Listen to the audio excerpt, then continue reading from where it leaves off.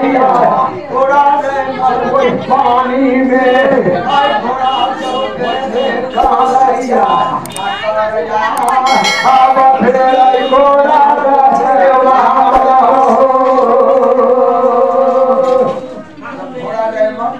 कोई गंगा में जब घोड़ा रहे मत हो खामी हो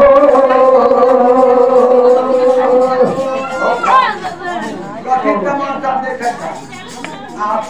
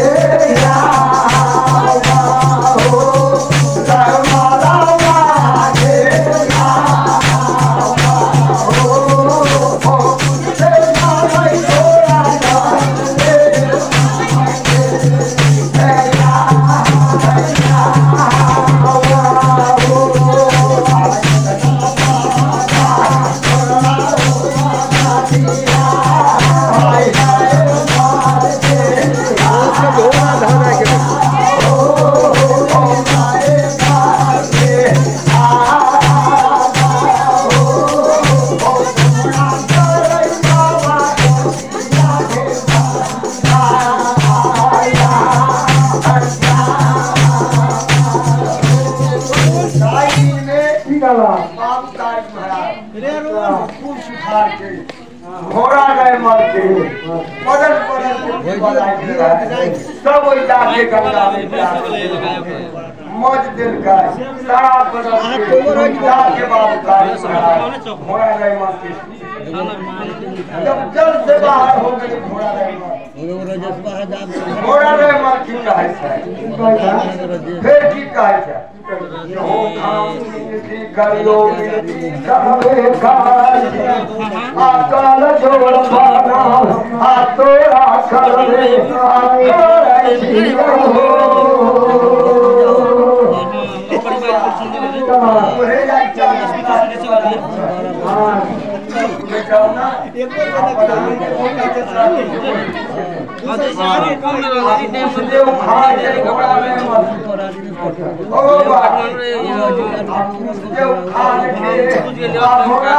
मर के कोई गंगा में हमन देखा खाए हो हे पूछ जाई हवा उतारी के सब आ गया हो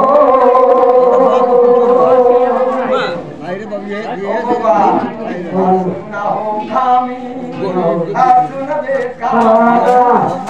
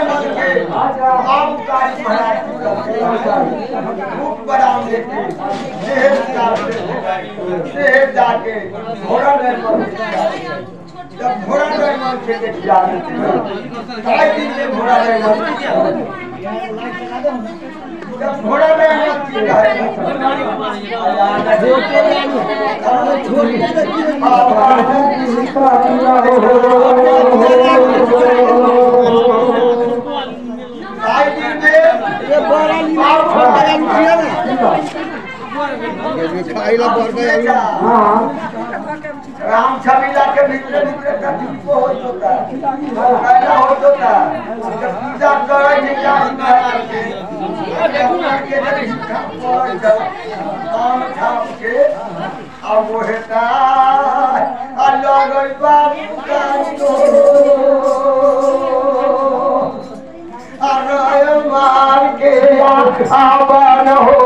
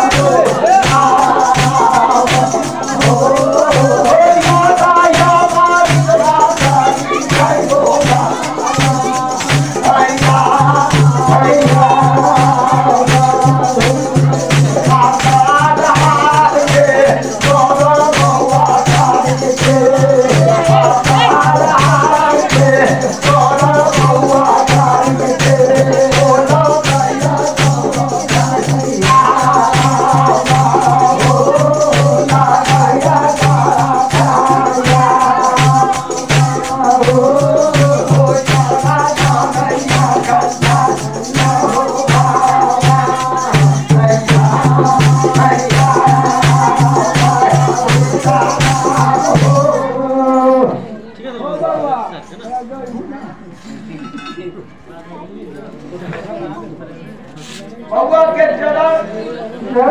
साठ हाथ के चलन बउआ के आधा अमृत है आधा काई दिन के दिन में काम कार्य महाराज का दूसरा इलाज है जो अपना हाथ पड़ोगे पड़ोल में इलाज कर रहा है काम कार्य महाराज का अपन इलाज कर रहा है थोड़ा अब ये जब से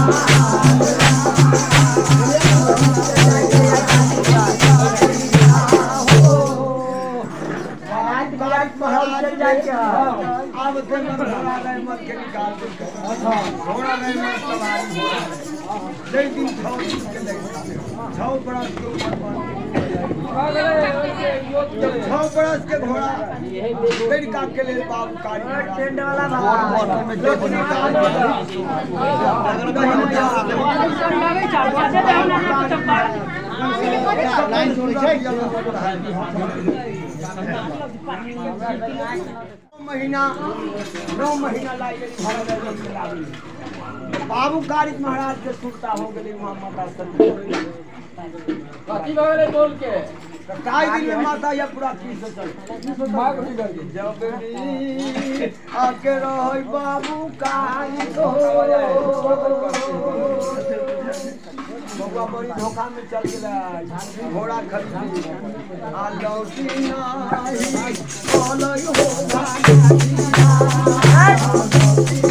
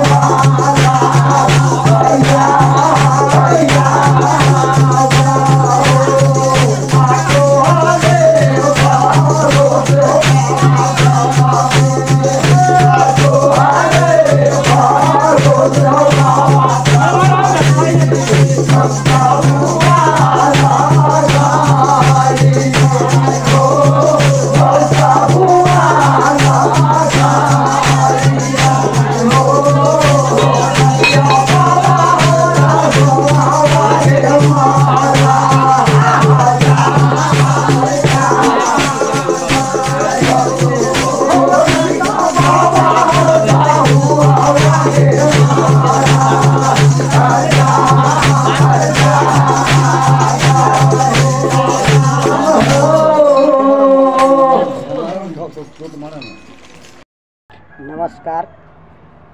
अपने सब जे झुमरा सुनी छी, हमरा बहुत लार प्यार दै छी अपने सब। तो हमर कहे के ई मतलब है, अपने कौन झुमरा सुना चाहे छी और कहाँ के वार्ता सुना चाहे छी से कमेंट बॉक्स में अपने सब लिखू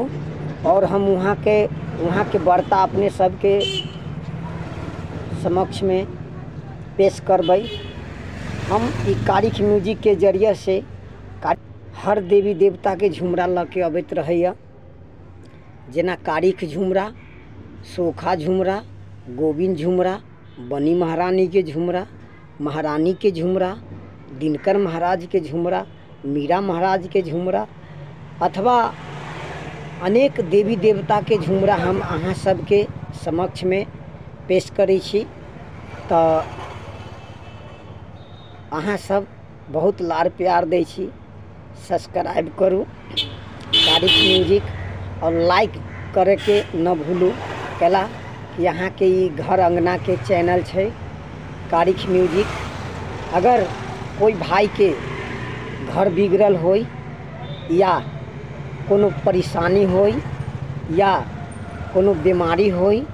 या कुछ भी होई तो अपने एक बेरी जरूर मौका देबै और अपने सबके दुख है